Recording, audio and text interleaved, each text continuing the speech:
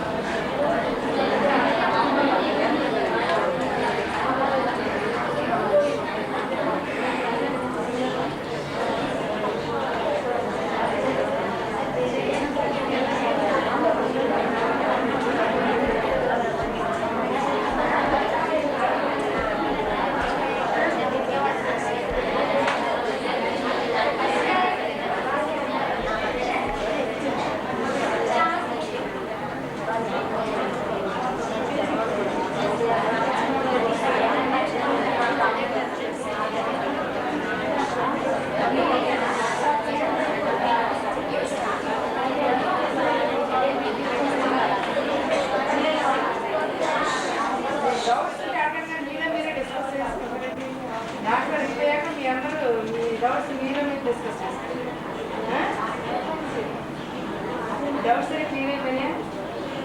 Doctor doubts లేకుండా చెప్పారు అంతే కదా? ఇంకా ఏమైనా డౌట్స్ ఉన్నాయా? డౌట్స్ ఉంటే రాలేండి ఎవరైనా. పోలియో పక్షవాతం ఒకటేనండి, చిన్నపిల్లల పక్షవాతం రావడానికి అవకాశం ఉంటారు. పోలియో పక్షవాతం అంటే పక్షవాతం చాలా కాలాలు వస్తుంది. పోలియో వల్ల వచ్చేది ఒక పక్షవాతం, చిన్నపిల్లలకు వస్తారు. చిన్నపిల్లలకే పోలియో అది వచ్చేది. పక్షవాతం దాన్ని అంటారు, పోలియో వల్ల వస్తుంది అట్లా. అంటే పెద్దవాళ్ళలో వచ్చే పక్షవాతం అని అందుడని చిన్నపిల్లలకు కూడా పక్షవాతం రావడానికి చాలా కారణాలు. టీవీ మెనింజైటిస్ అని, ఈ మెదడు వ్యాధులు చూసారా, అసలు బతకడమే కష్టం అనుకోండి, బతికితేదంటే పక్షవాతం రావచ్చు. పక్షవాతం ఏ కారణాల రావచ్చు. అంతేగాని పెద్దవాళ్ళలో వచ్చినట్టు ఒక కాలు చెయ్యి ఒకవైపు పడిపోవడం అది వేరు, అది పక్షవాతమే. ఏ కారణం చేత ఉన్న కాలు కానీ చెయ్యి కానీ ఏదన్నా శరీరంలో బాగా పనిచేయకపోతే దాన్ని పక్షవాతమే అంటాం. అంతేగాని పెద్దవాళ్ళలో కాళ్ళు చేయి పడిపోయింటే పక్షవాతం కాదు. అర్థమైందా?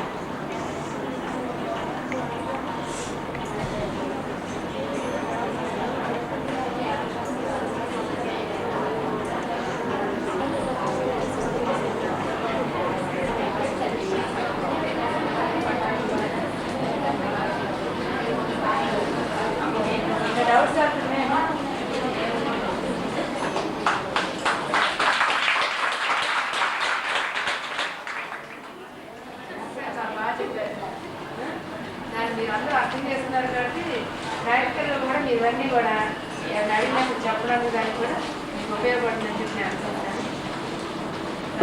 డాక్టర్ రామకృష్ణ గారు వచ్చి కాలేజెస్లో వర్క్ చేస్తూ కూడా పక్కన మళ్ళాంటి వాళ్ళందరూ అడిగినప్పుడు కాదనకుండా మనం ఎడ్యుకేట్ చేయడానికి మళ్ళీ అవేర్నెస్ తీసుకురావడానికి ముందుకు వచ్చి ఇలాంటి లెక్చర్స్ ఇచ్చినందుకు డాక్టర్ రామకృష్ణ గారు కూడా మన మధ్యాహ్నం తరఫున గత న్యూట్రిషన్ బోర్డు తరఫున కూడా కృతజ్ఞత తెలియజేస్తాం.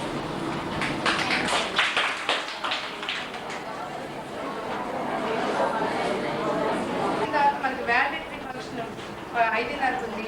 దానికి మన all India radio station director Shri Konakandi garu వస్తున్నారు. శ్రీ చెల్లిపాటి విద్య గారు ప్రిసైడ్ చేస్తారు. సమరం గారు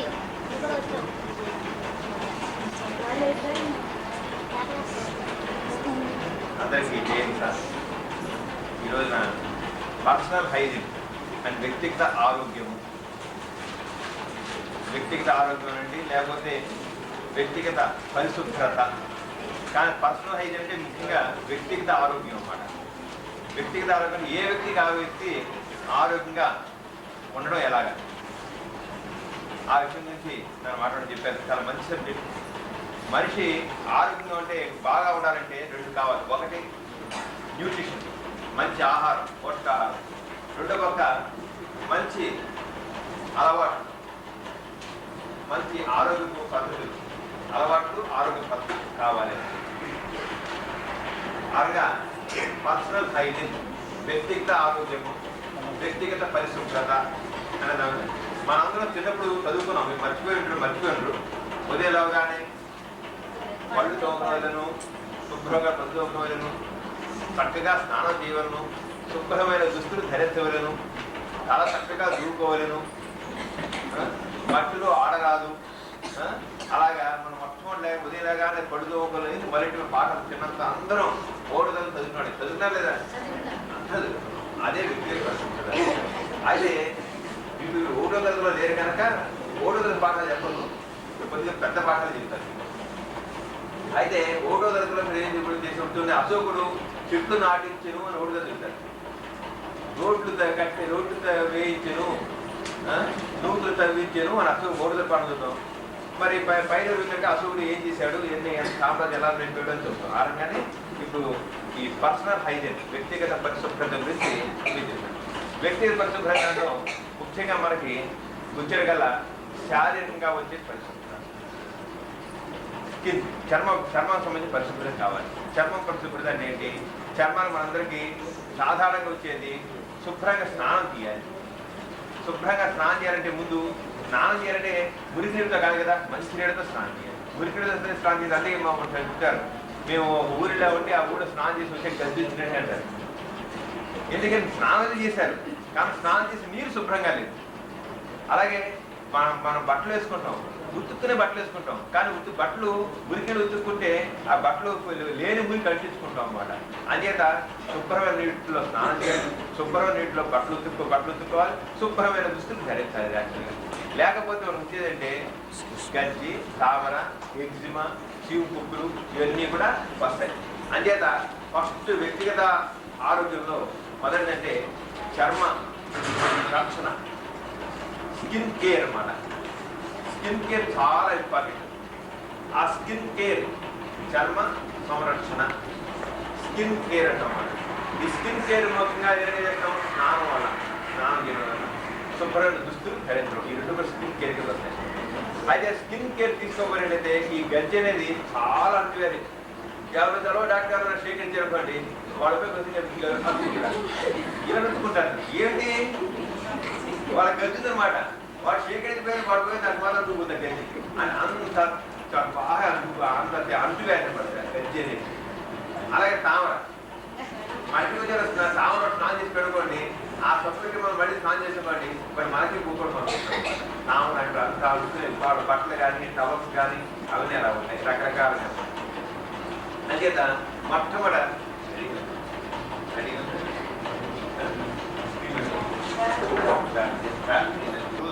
ఆ చెమట పడడం వల్ల దాంట్లో క్రిములు చేస్తాయి. అదే బట్టలు లోపలేసిన బట్టలు కూడా ఇప్పుడు కూడా అది జాకెట్ కావచ్చు, లంగా కావచ్చు, ఏదో కూడా శుభ్రంగా ఉతుకుని అవ్వాలి. లేకపోతే ఆ చెమట పడడం వల్ల ఆ చెమటలో క్రిములు చేరి, బ్యాక్టీరియాలు, ఫంగస్ చేరి గజ్జి, తామర ఉంటాయి. అంటే పర్సనల్ హైజీన్ చాలా తెలియదు. పైకి ఏదో శుభ్రంగా కట్టుకోవడం, బట్ట కట్టుకొని ఉంటారు కానీ లోపల ముఖ్యంగా ఉండి అండర్వేర్ సంబంధించినప్పుడు పరిశుభ్రంగా ఉండాలి. ఇంకా అలాగే పళ్ళు, ఇక అయిపోయింది. నెక్స్ట్ టైం వేసి చూపిస్తారు చర్మం సంబంధించి. ఇక దంత సంరక్షణ. ఈ దంత సంరక్షణ పళ్ళు అనేవి సాధారణంగా ఏదో పళ్ళు వేసుకుని అనుకుంటారు. మామూలు పళ్ళు ఉంటే కచ్చిగా, ఉప్పు లేదా ఉప్పు ఇలా చేస్తారు, లేకపోతే పుల్ల పెట్టి చేస్తారు. ఏంటంటే శుభ్రంగా పుల్లైనా సరే చక్కగా నమిలి కుంచిలాగా తయారై దాంట్లో పళ్ళుతో కూడా రావాలి. ఈ కచ్చి కానివ్వండి, గుగ్గు కానివ్వండి, దానివల్ల పళ్ళు డ్యామేజ్ అవుతాయి. పైన ఎనామిల్ అని ఉంటుంది కోటింగ్.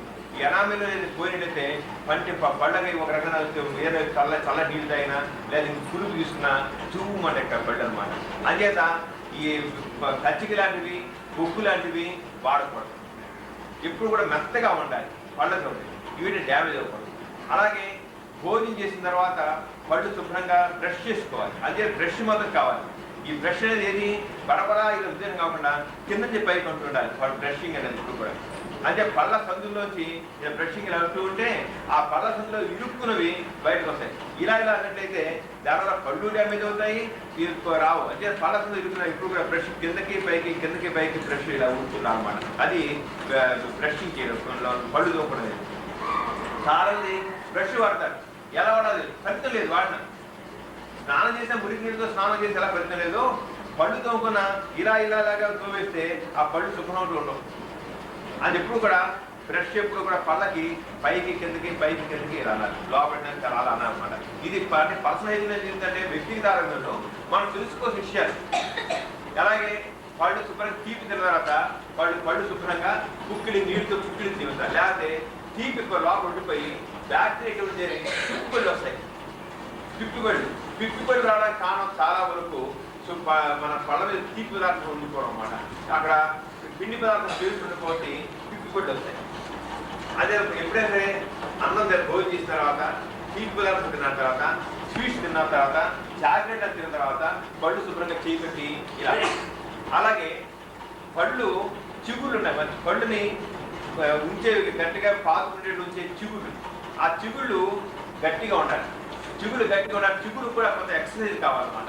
ఎక్సర్సైజ్ కావాలంట మన పళ్ళుతో కుదరత చిగుళ్ళు కూడా కొంత ఇలా బ్రష్ చేయాలి, వేలు పెట్టాలి. చిగుళ్ళు కూడా కొంత చిగుళ్ళు కూడా కొంత ఆ వ్యాయామం ఎలా నడిస్తే పనిచేస్తే కండలు ఎలా వస్తాయో ఆ తీసిన తర్వాత కూడా ఆ బ్రష్ వెనకాల పెట్టి బ్రష్ తిరగేసి చిగుళ్ళు ఉండాలన్న. బ్రష్యము పళ్ళ సందులోంచి ఆ వేస్ట్ మెటీరియల్ తీసిన కోసం ఆ బ్రష్ మధ్య మెటీరియల్, వెనకేమో చిగుళ్ళు కోసం బ్రష్ తిరగేసి చిగుళ్ళు వేసి రుద్దాలి. ఆ రకంగా పళ్ళ గురించి తీసుకోవాలి, లేకపోతే పిప్పి పళ్ళు వస్తాయి. పళ్ళల్లో చిగుళ్ళలో చీవు చేస్తుంది, దాన్ని పయోరియా అంటారు. నోటి వాసన వచ్చేదంతా కూడా అలాగే నోటి వాసన వచ్చేదని పయోరియా చీవు చేస్తుంది. అలాగే టాటర్ మన పాచి పట్టిందని సరే, ఆ పాచి పట్ట స్థానం అంటే పళ్ళ అశుభ్రత. పాచి పట్టిన తర్వాత దాన్ని పోవడానికి ఎంత బ్రష్ చేసే పోదు. మరి ఊరినే ఈ కాల్గేట్ టూత్పేస్ట్ వాడండి, కాల్గేట్ పేస్ట్ వాడండి, అది పోతుంది అని అంత ఒట్టి మోసం ఉంది. పళ్ళకు ఒకసారి పాచి పట్టిన తర్వాత అది స్కేలింగ్ అని చెప్పి ఎంట సర్జరీ తీసేస్తే తప్ప అది ఎట్టి పరిస్థితుల్లో కూడా బ్రష్ చేయడం వల్ల, అంటే బ్రష్ పెట్టి దూకోవడం వల్ల ఎట్టి పరిస్థితులు పోదు. కాల్గేట్ టూత్పేస్ట్ కదా, పారహారస్ టూత్పేస్ట్ ఏది పనిచేయదు. అది వచ్చి కేవలం అడ్వర్టైజ్మెంట్ జిమ్మిక్స్ అవ్వడండి. అంచేత మన పళ్ళు శుభ్రంగా ఉండాలంటే ఎప్పుడు భోజనం తర్వాత కరెక్ట్గా బ్రష్ చేసుకోవాలి. పళ్ళు ఏమాత్రం కూడా ప్రతి 6 నెలలకు ఒకసారి జంట సజ్జ చూపించుకుని, ఒకవేళ టాటార్లా ఉంటే క్లీన్ చేయించాలి. టాటార్ని పాచి, ఆ పాచిని క్లీన్ చేయకపోతే ఆ క్రిములుండి చిగుళ్ళ కింద వెళ్ళిపోయి పళ్ళని బలహీనపరుస్తాయి. కాదు, తల్లి చూపి చూడకపోవడం వల్ల బిడ్డలు తయారవుతారు. హెయిర్ గురించి జల్ల తయారవుతుంది. అంచేత సరిగ్గా వెంట్రుకలని 5 సంస్కారం కావాలి. స్నానం చేయాలి, రెగ్యులర్ స్నానం చేయాలి. స్నానం చేసిన తర్వాత లేకపోతే పేరు పడతాయి, చుంకులు వస్తుంది, వెన్ను కూడా వస్తాయి. దీనివల్ల దెబ్బతింటున్నారు.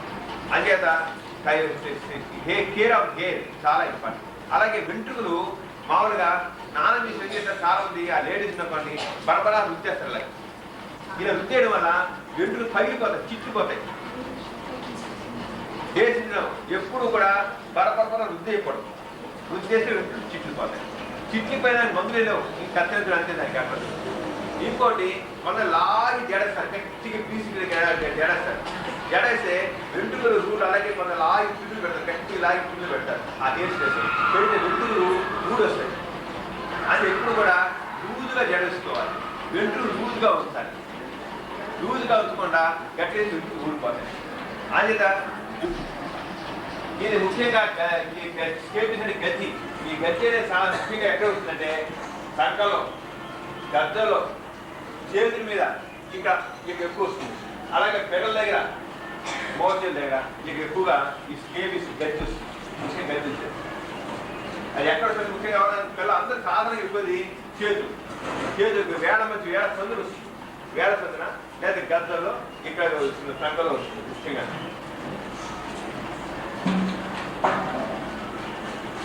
లేడీస్కి బ్రెస్ట్ పెద్ద బ్రెస్ట్ నడితే బ్రెస్ట్కి ఇలా ఇక్కడ అంచులు వస్తుంది లేడీస్.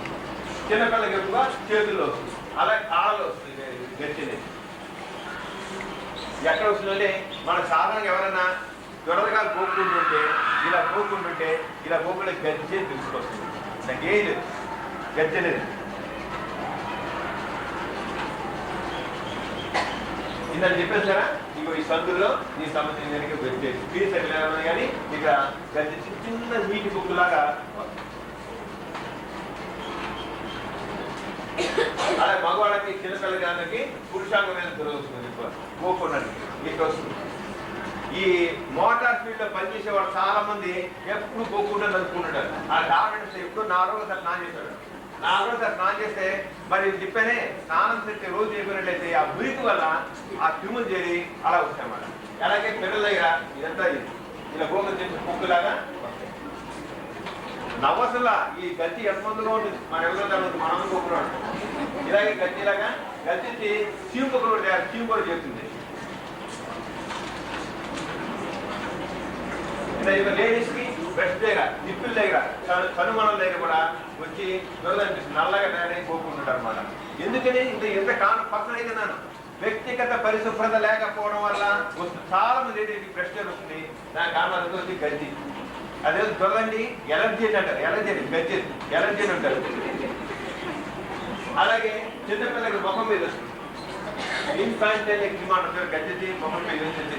చాలా కష్టపడి తగ్గదు కూడా ముఖం మీద వచ్చే చిన్నపిల్లలకి అది తగ్గదు, చాలా సుండిగా ఉంటుంది. అది సరే మొట్టమొదట చిన్న చెమట కుక్కల చిన్న వస్తాయి, చాలా కంటి కనబడి ఉంటాయి, దొరద ఉంటుంది. అది బ్యాక్టీరియా చేరి ఇన్ఫెక్ట్ అయ్యి చీము కుక్కలు తయారు. మన గజ్జి కుక్కలు చీము కుక్కలు కానీ గజ్జి కుక్కలు గజ్జి దాంట్లో బ్యాక్టీరియా చేరి దానివల్ల చీము తయారవుతుంది. మనం అలా చేసారా గజ్జి కుక్కలు తయారు. అలాగే కృష్ణాంగానికి వచ్చి అదంతా కుండేలాగా అయిపోతుంది, మొత్తం వాచిపోయి ఉబ్బిపోతుంది, నీరు చేయండి ఉబ్బిపోతుంది అంటారు. చిన్నపిల్లలు చాలా మంది చాలా కామన్. అలాగే బట్ట వెనకాల రంగాన్ని మొత్తం ఫుల్ చీవు తయారవుతుంది, చాలా కామన్, ఎంతో కామన్ ఇది. మీరు క్లబ్ ఏరియా వీళ్ళ పిల్లలు మొత్తం కార్పాడి ఇంకోటి కార్పాడిగా తోడ గజ్జి అంటారు. అంత గజ్జి అవుతుంది, అది తోడగా చెప్పదు. అది ఇక్కడ మీరు గజ్జి గురించి చెప్పారు, దాని గజ్జి స్కేబీస్ అంటారు.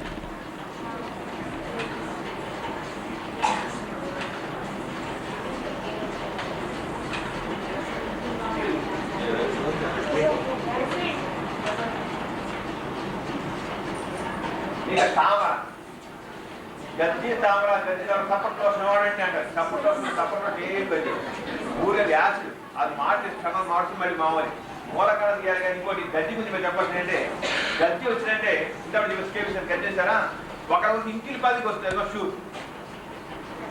ఇంటికి పదికి వస్తుంది, ఒక పిల్లోడికి వస్తే ఇంటికి పది వెళ్తుంది. అంటే ఇంట్లో గజ్జి వస్తే ట్రీట్మెంట్ చేస్తే ఇంట్లో ఉన్నా లేకపోయినా అందరూ కూడా గజ్జికి ట్రీట్మెంట్ పొందాలి, అందరూ చేయించుకోవచ్చు గజ్జి. ఎందుకంటే తెలియకుండా ముట్టుకుని షేక్ అడిచిపోతే వెంటనే మనం కోరుకుంటాం. ఆ రకంగా తప్పకుండా అందరికీ వచ్చింది.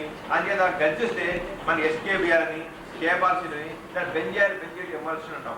అది రాత్రి శుభ్రం స్నానం చేసిన తర్వాత శుభ్రం స్నానం చేసిన తర్వాత స్నానం చేసి అప్పుడు స్నానం అయిపోయిన తర్వాత మెడకేసి వెళ్ళంతా మందు రాసి బాగా మర్దం చేసుకోవాలి.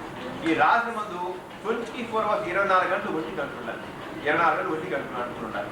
ఒంటి కలుపుకుంటే 24 గంటలు అయ్యాక స్నానం చేయాలి. మళ్ళీ వారం ఇంట్లో అవసరం లేదు, మళ్ళీ వారం చేయాలి. ఒకవేళ గజ్జి చీవు కుక్క తయారంటే పక్కన పిల్సులు కానీ టెరామిస్లు కానీ చీవు తగ్గడానికి మందులు వాడాలి. చీవు కుక్కలు మొట్టమొదటి దొరదే కొద్ది దొరదే ఉంటుంది. మొట్టమొదటి ఇలా కోరుకుంటున్నాం, ఏ కాబట్టి చిన్న కుక్కలు ఉంటాయి, కొద్ది దొరదే ఉంటుంది. ఆ టైంలో మాత్రం ఒక్కరోజు మందుతారు. అదే చీవు కుక్కలు తయారైతే మాత్రం తగ్గడానికి టైం పడుతుంది. ఇంట్లో వాళ్ళందరూ కూడా ఎలాగైతే శనివారం వస్తే ఇంట్లో వాళ్ళందరూ తలనీళ్ళు ఎలా వస్తుంటారో, గజ్జి వస్తే అందరూ రాత్రి మందు రాస్తారు.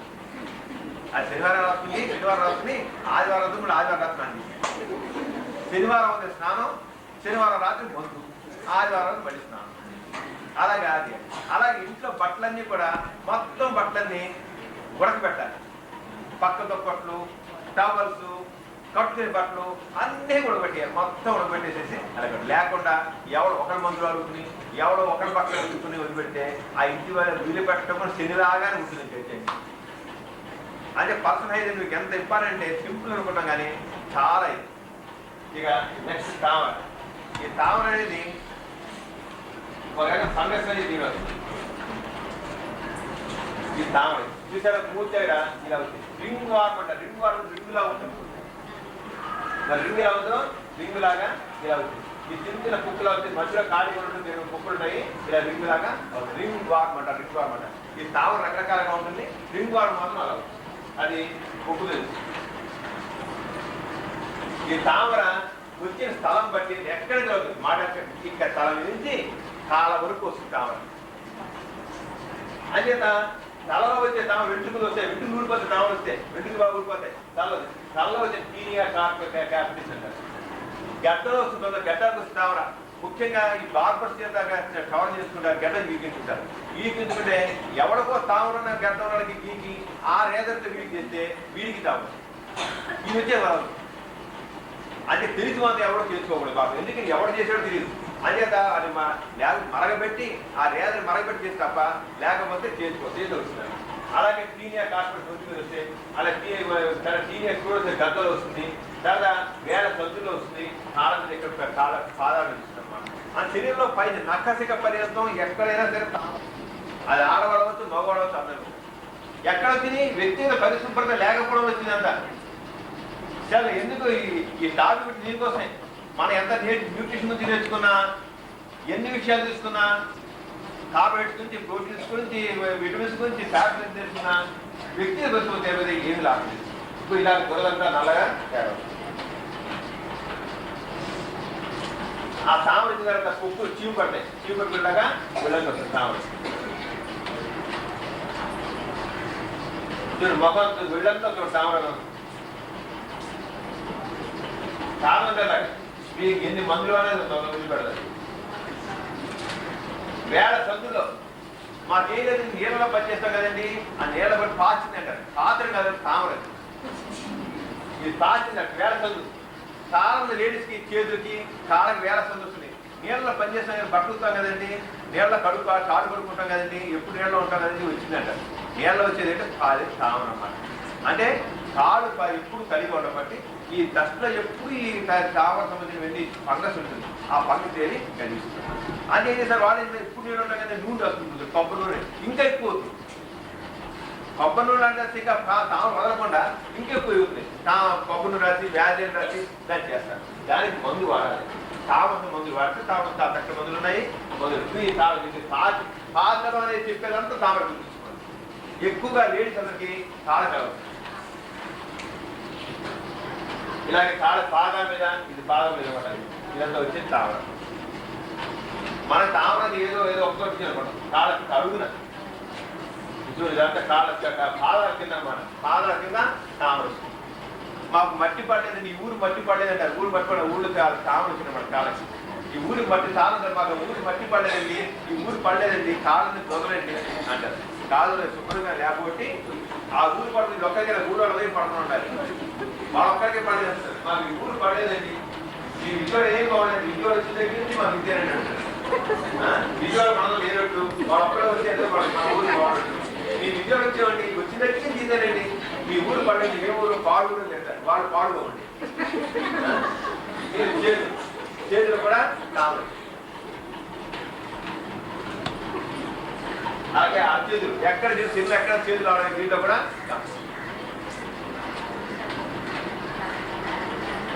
అలా ఈయన కెప్టెన్ తలలో వచ్చి వెంట్రుకలు ఊడిపోయి అలా మొత్తం ఊడిపోయి చెప్పేది అబ్బాను ఉండడం ఎంత జాగ్రత్తగా. ఇది మనకు వస్తుంది కాదు, ఎందుకు వాళ్ళకి చెప్పాలి. మన విషయాలు తెలిసినప్పుడు చూస్తున్నాం అంతే కదా.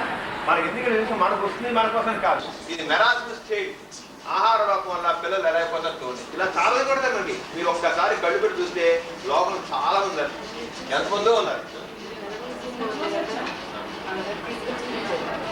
చూసారా.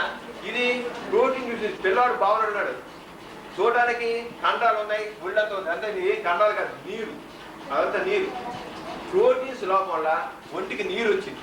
నీరు వచ్చి పిల్లలు అలా అన్నారు. చూడడానికి పిల్లలు దొద్దుగా ఉన్నాడు, బొద్దుగా ఉన్నాం కాదు, దానికి ఏమీ లేదు. అనేది ఎవరన్నా దొందు శరీరం దొందు శరీరం ఆరోగ్యం అనుకోకండి. మనకు కాసిన విటమిన్స్ అన్ని దీంట్లో ఉంటాయి. క్యారెట్, ఆకుకూరలు, కూరగాయలు, కాయలు అన్ని కాల్షియం కానివ్వండి, విటమిన్ సి కానివ్వండి, అన్నీ కూడా దీంట్లో మొత్తం అన్ని రకాల విటమిన్స్ మన ఆకుకూరలు, కాయగూరలు అన్నీ ఉంటాయి. శాకాహారం మంచిదా, మాంసాహారం మంచిదా? శాకాహారమే మంచిదా? శాకాహారం అన్నీ ఉన్నాయా? మాంసాహారం లేదు, అన్ని శాకాహారం ఉన్నాయా? అయితే శాకాహారం తక్కువ కాదు. అయితే మంచి మాంసకృతులు మాంసాహారంలో ఉంటాయి.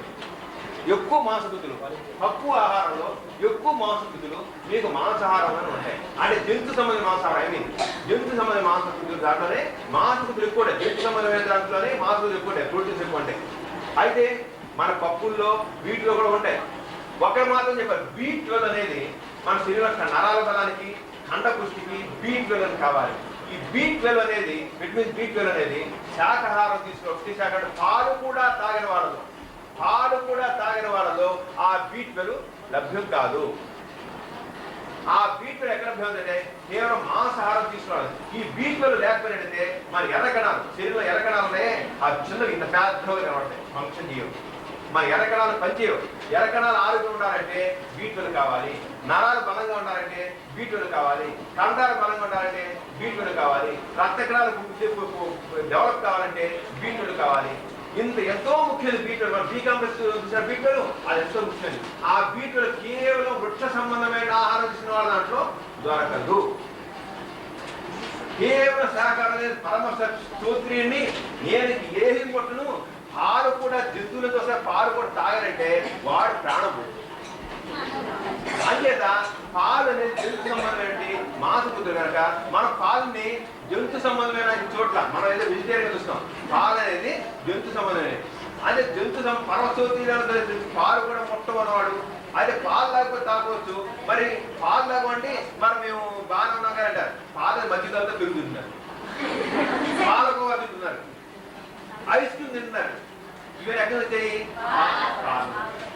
అదే పాలు తాగపోయినా పాలు మాకు ఇష్టం లేదు తాగండి, మరి మేము ఎంత బాగున్నాండి, రేటు మాస్క్ కావాలంటారు, మేము బాగున్నాం కదా అంటారు. పెరుగు తింటారు లేదా, మజ్జిగ వేసుకున్నారు లేదా, పాలకో తిన్నారా, ఐస్ క్రీమ్ తిన్నారు లేదా, చాలు దర్శనం. దాంట్లో మనకి నెయ్యి వేసుకున్నారు లేదా, నెయ్యి ఎక్కడి నుంచి పాలు వచ్చింది కదా. అంచేత అదే బీట్వెల్వ్ అనేది అంటే ఇది కూడా తీసుకుంటే అప్పుడు సరిపోతుంది. అయితే ఎక్కువ మాంసపుత్రులు కావాలంటే 3 గుడ్లు మాంసం అంటే అంటే కొద్ది దాంట్లో ఎక్కువ మాంసపుత్రులు మనకి ఉంటాయి. అంచేత శాకాహారం లేకపోతే మాంసం కొనంటారు, శాకాహారం ఉంటే గడ్డి తింటారు, గడ్డి అంటారు. ఏంటి గడ్డి అంటారు? గడ్డి కాదు, అది దాంట్లో కావాలి. 7 మంది తినేది గడ్డే, గుర్రం తినేది గడ్డే. హార్స్ పవర్ అంటారు కానీ ఏదో లయన్ పవర్ను లేదా టైగర్ పవర్ అంటారు. హార్స్ రాదు, మరి గుర్రం తినేది గడ్డే. మరి గడ్డి తినే గుర్రం పాపులర్ అనేది ఉంటుంది. అంచేత ఇది కాదు. మనకి ఈ సంబంధించిన రాగులు తింటే కావాల్సినంత రక్తం పుడుతుంది. మన రాగి దేవని చాలా సులభంగా చూస్తాం. చాలా ఉన్నవాళ్ళు ఆ రాగి దేవ తినేటికి చక్కగా తయారైపోయినమాట. రాగి దేవలో చాలా కాస్త ఐరన్ ఉంటుంది. ఈ పిల్లలండి ఇది మెరాస్మస్ అంటే మనకంత ఆహార లోపం వల్ల, పోషకాల లోపం వల్ల ఇలా క్వాషియార్కర్ అనేదేమో ప్రోటీన్ లోపం వల్ల, ప్రోటీన్స్ మాంసకృతి లోపం వచ్చి కానీ క్వాషియార్కర్ అయితే మెరాస్మస్ చేలు కూడా కుదురు నీరు వచ్చారు, కాళ్ళ పాదాలు నీరు వస్తుంది. పెద్దవాళ్ళు కూడా కొంతమంది దీర్ఘకాలంగా వ్యాధులు ఉన్నవాళ్ళు తిండి తినరు. టీవీ లాంటి ఉన్నాడు, టీవీ వచ్చి మొట్టమొదటి చిక్కిపోతారు. అలా వెంట్రులు ఎలా చిన్నపిల్లలు వెంట్రులు ఎలా ఉండేవి అలా ఊడిపోయి రాగి జుట్టు ఉంటుంది, ఊడిపోయి బ్రిట్లింగ్ ఉంటాయి, పట్టుకుని అయిపోతుంది కూడా. అది ఇదే అంటే ప్రోటీన్ డిఫిషియన్సీ వల్ల వచ్చే పిల్లలు అన్నమాట. ప్రోటీన్స్ మాంసకృతి లోపం వల్ల మీరు చూడగానే చెప్పొచ్చు. మాంసకృతి చూడడానికి కొద్దిగా ఉన్నారు. మన పిల్లలు కూడా ఇలాగే ఉంటారు, ఇలాగే ఇంత సన్నగా ఉంటారు, యాక్ట్ ఉంటారు. కానీ వీళ్ళు డల్నెస్ ఉంటుంది, యాక్టివ్నెస్ ఉండదు, ఏడుస్తుంటారు. కాళ్ళని కూసులు, నోటుకులు ఏటో ఏ రకమైన చైతన్యం ఉండదు. చూడడానికి మామూలుగా ఆహారం చేసే పిల్లలు కూడా ఇలాగే ఎంత కొరకు ఇలాగే ఉంటారు. కానీ వాళ్ళలో డైరీలో ఉంటుంది, వీళ్ళలో ఉండదు. కారణం అంటే వాళ్ళ ప్రోటీన్ మానేసేది. ఇక అందుకే మాంసము, చేపలు ఇది ప్రోటీన్. అలాంటి పిల్లలకి చేపలు, మాంసం. Poor man's high protein diet ఇది ఫిష్ అనమాట. పేదవారికి చక్కని ప్రోటీన్ ఏంటంటే ఫిష్. ఇది అయిపోయినాయి పాశ్చాత్య వెంట్రుకలు అలాగా అయిపోతుంది. వెంట్రుకలు అయిపోయి మీరు చూడగానే చెప్పచ్చు.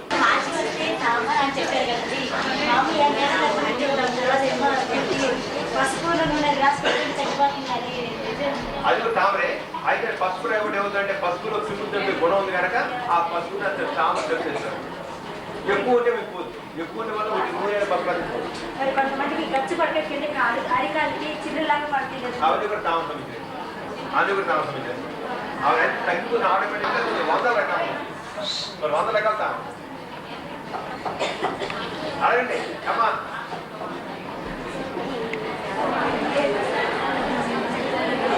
అంటే అందరూ కూడా చక్కగా పర్సనైజ్ తండ్రి తీసుకోవడం అనమాట. పర్సనైజ్ చక్కగా పాటిస్తారు.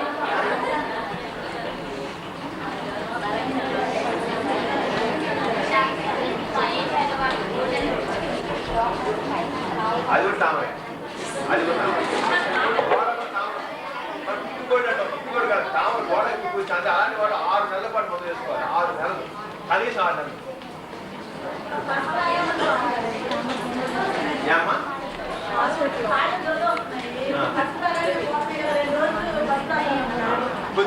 కొద్దిపాటు చేసే తామర పశువులో క్రిములు చంపే గుణం ఉంది కదా, అది తామర అవ్వచ్చు. కాకుండా కూడా మామూలు బ్యాక్టీరియా ఎక్కువ వల్ల కూడా కొంత దూరం అవుతుంది. అది తామర అవ్వచ్చు, మామూలు బ్యాక్టీరియా ఎక్కువ కూడా అవ్వచ్చు, మామూలు క్యూర్ అవ్వచ్చు కదా, బ్యాక్టీరియా కూడా అవ్వచ్చు కదా. అది తామర అవుతుంది, మామూలు క్యూర్ అన్నీ కదా. అది కొన్ని తామర దగ్గర మామూలు బ్యాక్టీరియా సూక్ష్మ దేనికి మందులు ఇద్దరండి డాక్టర్స్ మీరు అనవసరంగా